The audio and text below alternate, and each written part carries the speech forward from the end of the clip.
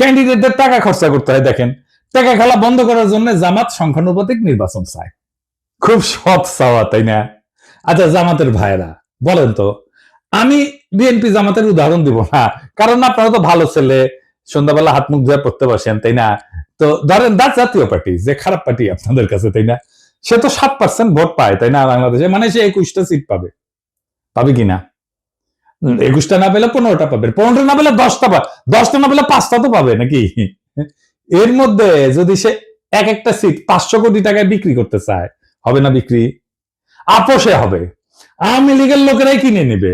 মজা তো, এলাকায় যাইতে হইলো না, মারপিট করতে হইলো না, ক্যাম্পেইন করতে হইলো না, ভোট কেন্দ্র দখল করতে হইলো না, এমনকি রাজনীতি করতে হইলো না, আপনাকে এমনকি নমিনেশনও কিনতে হইলো না। শোনা যায় নমিনেশন দিয়ে অনেকে টাকা পয়সা নেয় আর কি, অনেক দল আর কি, না মার কইলাম না আর কি, আপনারা জানেন।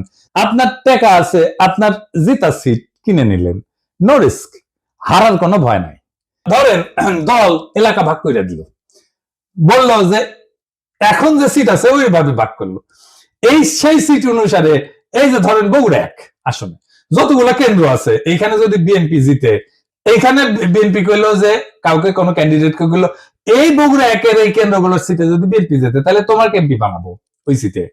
তুই ক্যান্ডিডেট খরচা করবে না জেতার জন্য, পারবেন টাকার খেলা কমাইতে, বরং বাড়াই দিবেন টাকার খেলা, আরো কেন্দ্রীভূত কইরা দিবেন। কারণ ওই পাবলিককে জনগণ ভোট দেবে না, ওই পাবলিককে সিলেক্ট করবে দলের নেতা।